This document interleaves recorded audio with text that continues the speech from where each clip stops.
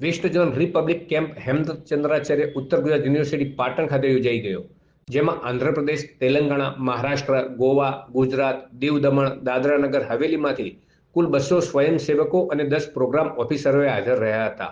આ કેમ્પમાંથી જે સ્વયંસેવકોની પસંદગી થશે તે 26 જાન્યુઆરી 2026ના રોજ દિલ્હી ખાતે યોજાનાર પરેડમાં ભાગ લેશે। મુખ્ય મહેમાન તરીકે હાજર રહેલ મહારાજા કૃષ્ણકુમારસિંહજી ભાવનગર યુનિવર્સિટીના કુલપતિ ડોક્ટર બીબી રામાનુજે જણાવ્યું હતું કે એનએસએસ થકી વ્યક્તિ નિર્માણ અને વ્યક્તિ નિર્માણ દ્વારા રાષ્ટ્ર નિર્માણ કરી 2047નું ભારત વિકસિત ભારત બનાવીએ તેવી અપેક્ષા વ્યક્ત કરી હતી।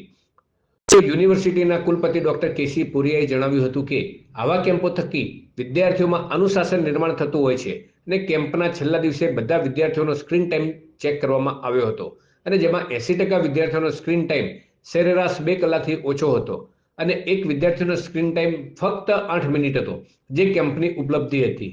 કાર્યક્રમના અંતે પ્રાદેશિક કચેરી અમદાવાદથી ઉપસ્થિત રહેલા રીટાબેને આભાર વિધિ કરી હતી।